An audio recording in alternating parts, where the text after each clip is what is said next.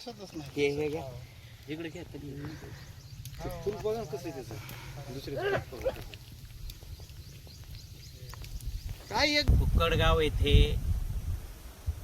Solar plant वाल्यांनी करवा नामक सोलार प्लॅन्ट धारकांनी या ठिकाणी त्याच्या सोलार प्लॅन्टमध्ये मोटर इंजिन आणि पाईपने तणनाशक फवारलं आणि ते तणनाशक शेतकऱ्याच्या शेतामध्ये अतिशय पूर्ण शिवारामध्ये वाऱ्यामुळे शिवारामध्ये पसरलं.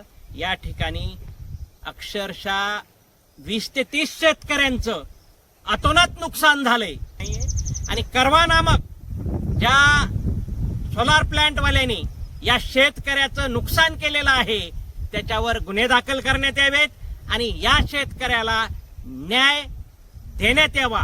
अन्यथा शेतकरी हक्क मोर्चा व लोकलढा आंदोलन आम्ही शेतकऱ्यासाठी सर्वजण रस्त्यावर उतरू.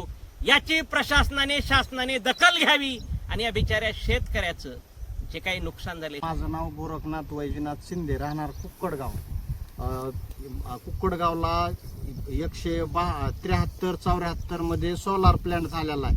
करवा नामक माणूस लातूरचा चालवतोय तो आणि त्यांनी 240 नावाचं तणनाशक त्याच्यामुळं त्या सोलार पंपाच्या आतमध्ये फवारल्यामुळं आमच्या बाजूच्या 172 167 166 165 168 अशा बऱ्याचशा गटातल्या शेतकऱ्याचं असं म्हणजे असं आत्महत्या करण्याची वेळ आली. आमच्यावर इतकं मोठं नुकसान झालंय.